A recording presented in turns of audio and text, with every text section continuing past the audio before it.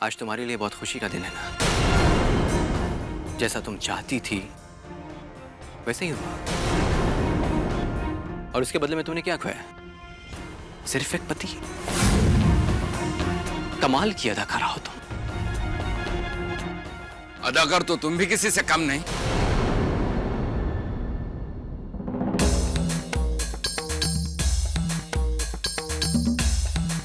लोगों को दिखाने के लिए चेहरे पर बहुत सारे बड़प्पन के मुखौटे लेते हो। बहुत कुछ कहा है ना आपने हमें, सब मंजूर है। हाँ हाँ हैं हम लावणी वाले, बहुत ही घिनौने और गिरे हुए लोग हैं हम। फिर आप इन गिरे हुए लोगों के पास क्या मांगने आए हो आदित्यराज देशमुख? अरे ना हमारी इतनी हैसियत है कि हम आपको कुछ दे सके, ना तुम्हारी इतनी औकात है कि मेरी बेटी तुम्हारे साथ आकर रह सके। आदित्यराज, बहुत गहरा घाव दिया है आप लोगों ने हमें। अब चाहे जो भी और जितना है भी मरहम लगाओ, ये घाव भरने वाले नहीं है। इसलिए फिर हमसे मिलने कभी मत आइएगा। और हाँ, अब आखिरी बात, इसके बाद ना स्वरा आपको पहचानती है और ना ही आप उससे कोई पहचान रखेंगे। चल स्वरा, स्वरा, हम अजनबी से बात नहीं करते हैं। चलो बाबा चल नहीं बाबा, स्वरा चल तो।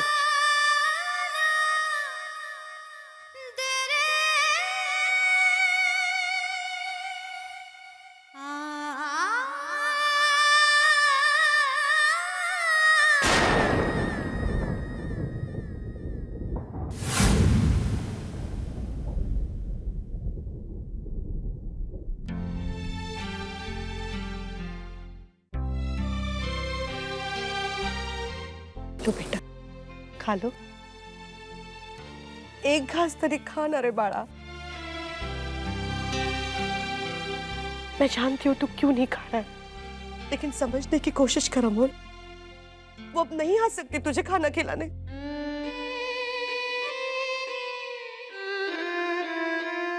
पिछले 1 महीने से तुझे आदत हो गई उसकी। सिर्फ तुम्हें ही क्यों, पूरे घर को आदत हो गई उसकी। लेकिन अब उसके बगैर जीना सीखना होगा हमें। हम सब ने समझौता कर लिया है अमोल, तुझे भी समझौता करना पड़ेगा। ले मेरा बच्चा, जिद मत कर अमोल। खा ले बेटा, खा ले अमोल, कुछ तो खा ले बेटा। क्या हुआ?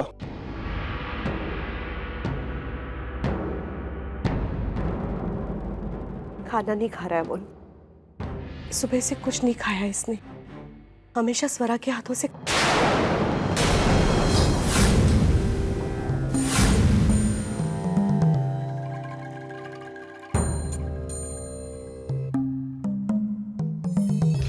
देखो अमोल बेटा, तुम्हारे इस तरह खाना ना खाने से वो लड़की वापस आने वाली नहीं है। 1 महीने पहले तो वो लड़की इस घर में नहीं थी ना, फिर अब क्या हुआ? या फिर इस 1 महीने में वो लड़की तुम्हारे लिए हम सबसे बढ़कर हो गई? एक बात ध्यान में रखना बेटा, वो लड़की धोखेबाज थी। उसने हम सबको धोखा दिया है। हम में से किसी के भी प्यार और दया के काबिल नहीं है वो। इसलिए हमारे जीते जी वो इस घर में कभी वापस नहीं आ सकती। तुम्हें उसके बगैर खाना खाना होगा और जीना भी होगा। चुपचाप खाना खा लो। अमोल बेटा, हम तुम्हें इस वक्त संयम से समझा रहे हैं। कल कहीं ऐसा ना हो कि हम समझा ना पाया और हमारा हाथ उठ जाए तो।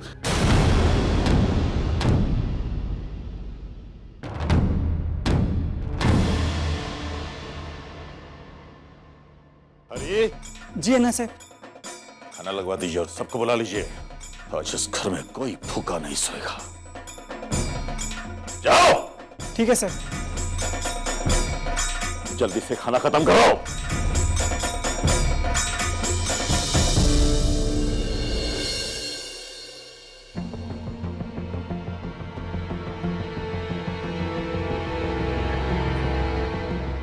कहाँ है सबके सब? शायद किसी को भी खाना नहीं खाना है। मैंने कितनी बार सबको बुलावा भेजा, लेकिन कोई आ ही नहीं रहा। आयुष, अक्षर, दीप्ति, आकृति,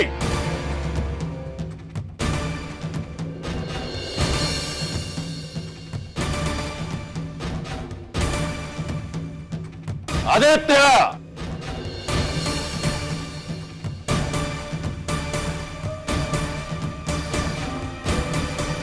हम तुम सबको एक बात बता देना चाहते हैं।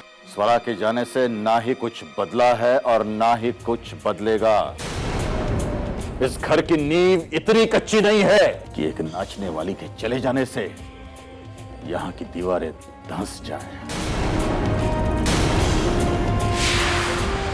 सब कुछ वैसा ही चलता रहेगा जैसे आज तक चलता आ रहा है। बैठो साहब।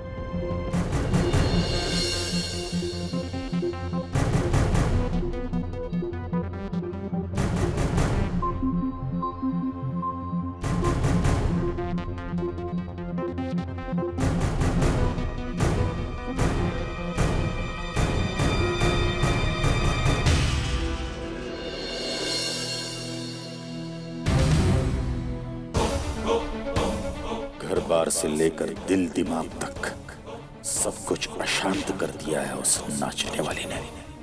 हंसते खेलते घर का तमाशा बनाकर रख दिया है। मैं उसे कभी माफ नहीं करूंगा, कभी नहीं।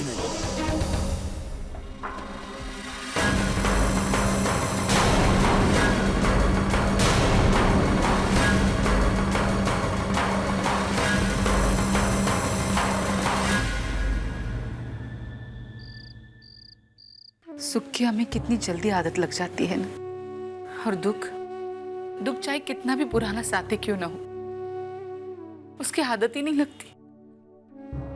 मंजुला, मुझे हमारी बच्ची की बहुत चिंता हो रही है। इतना बड़ा आघात मेरी मासूम बच्ची कैसे बर्दाश्त करे? देख मंजुला, आई महालक्ष्मी को हमारे सबके ताकत का पता है। वो हर इंसान को उतना ही दुख देती है जितना उसके सहन करने की ताकत होती है। हमारी बेटी भी ये सब कुछ सहन कर लेगी। आई महालक्ष्मी करे ऐसा ही हो। उसे देखकर ऐसा लग तो नहीं रहा।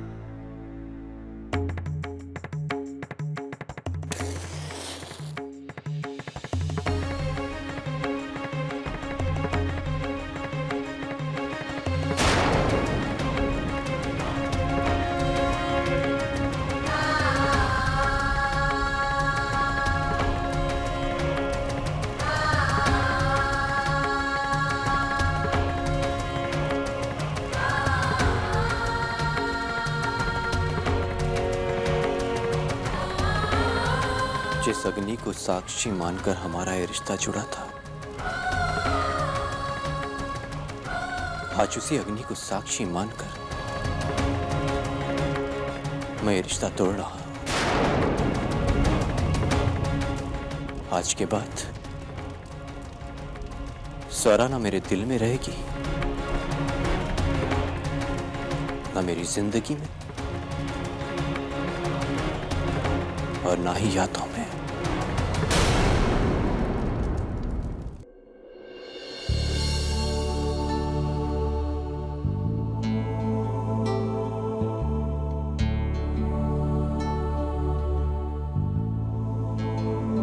भाई साहब, दूध उबल रहा था, कहाँ ध्यान है आपका?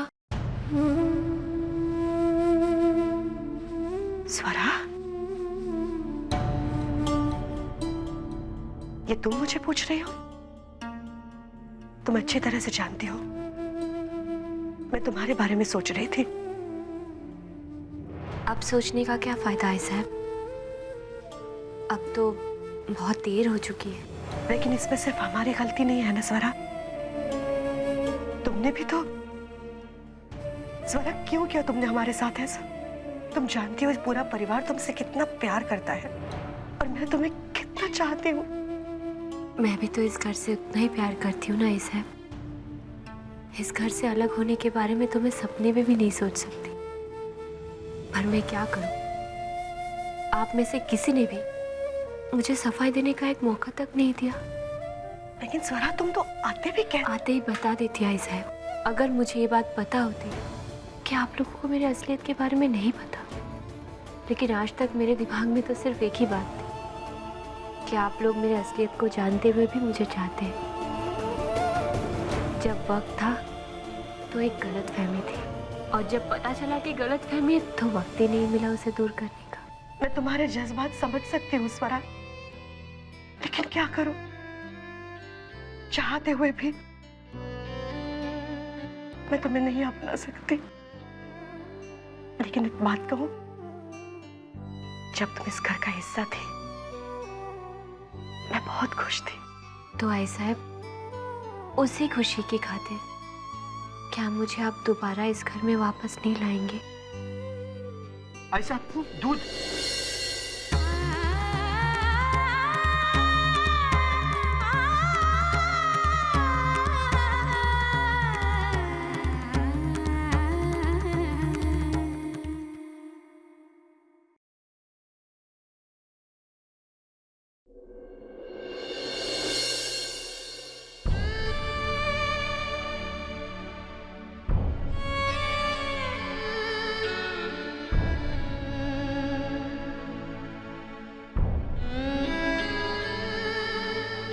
मंजूरा, क्या कर रही हो? अपनी बच्ची की बिगड़ी हुई किस्मत बनाने की कोशिश कर रही हूँ। क्या मंजूरा? आपको याद है बचपन में स्वरा ने माला से टूटे हुए 2 मोतियों को जमीन में गाड़ दिया था इस आस में कि उसे एक अच्छा पति मिलेगा। उस वक्त उन मोतियों को मैंने वहां से निकाल लिया था। अगर उस वक्त मैं ऐसा नहीं कर तो शायद आज जो हुआ वो कभी नहीं होता था। कभी नहीं। मंजूरा, मंजूरा तू रो मत। इंसान का भविष्य मोती नहीं तय करता है, उसका अच्छा कर्म तय करता है। देख, अपने बच्चे ने कुछ गलत नहीं किया है तो उसका कभी बुरा नहीं होगा। और क्या बुरा होना बाकी है बताइए ना? किसी की जिंदगी में इससे भी बुरा कुछ हो सकता है? और इतनी खुश थी मैं, मेरी बच्ची की एक अच्छी जगह में शादी हुई, अच्छा पति मिला उसे, इतना बड़ा घराना मिला है। मैंने आई महालक्ष्मी से कहा भी, आई मुझे बुला ले अपने पास, अब जिंदगी में और कुछ देखने की आस नहीं है। पर अब सब खत्म हो गया है, सब खत्म हुआ। मंजूरा, मंजूरा रो मत, सब ठीक हो जाएगा। पंचगंगा शुगर फैक्ट्री का पिछले साल का परफॉर्मेंस और उसका इस साल का परफॉर्मेंस, इन दोनों में काफी फर्क है।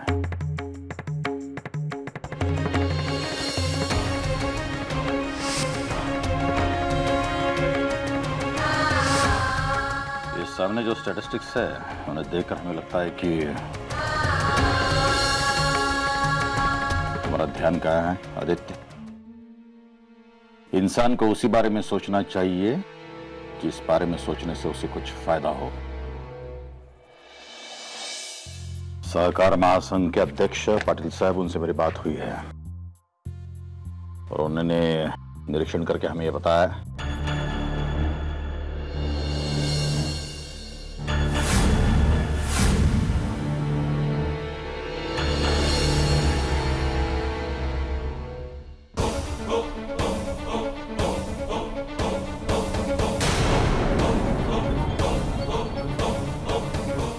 वही फूलदान है ना जो स्वरा ने सजाया था।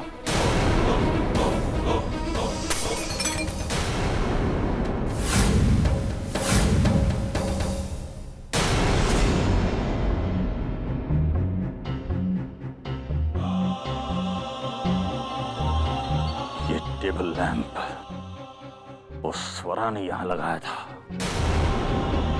यहाँ लगाकर वो मुझे ये जताना चाहती थी कि वो इस घर में रोशनी ला रही है, लेकिन अंधेरे के सिवाय उसने इस घर में कुछ नहीं दिया है।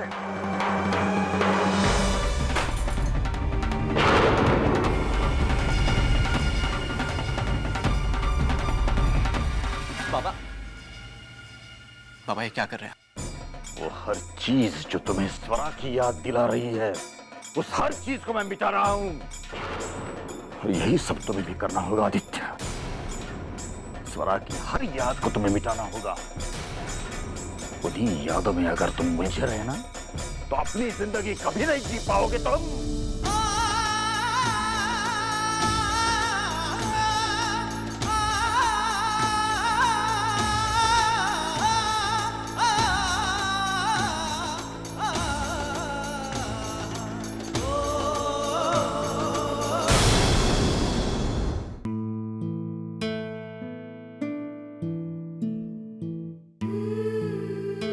आई, मुझे लगता है कि अब हमें बीती बातों को भुलाकर आने वाले कल के साथ जीना चाहिए। तू कह रही है कि तू खुद ऐसा कर पाएगी? कोशिश तो कर ही रही हूँ ना ही। वैसे भी किसी की जिंदगी से चले जाने से जिंदगी रुक तो नहीं जाती ना। हमें अपनी यादों के साथ समझौता करके ही आने वाले कल के साथ चलना पड़ता है। आई, मैं सोच रही थी कि हमें भी कुछ काम काज ढूंढना चाहिए। 4 पैसे घर में आएंगे तो मुसीबतें अपने आप कम होती जाएंगी। अरे ये बाबा और सयाजी काका कहाँ हैं? सुबह से घर में दिखाई नहीं दे रहे। आई, मैं कुछ पूछ रही हूँ तुझसे। आई, तू मुझसे कुछ छुपा रही है? तेरे बाबा और सयाजी काका अन्ना साहब से मिलने गए हैं। मैंने उन्हें रोकने की बहुत कोशिश की, पर आई, पर तुझे मुझे ये बात पहले बतानी चाहिए थी। भगवान जाने क्या होगा। हाँ हाँ, हम बस निकल ही रहे हैं। हाँ, आप दोपहर का खाना घर आकर कर लेंगे या खाना ऑफिस में भिजवा दो? मैं फोन करूंगा।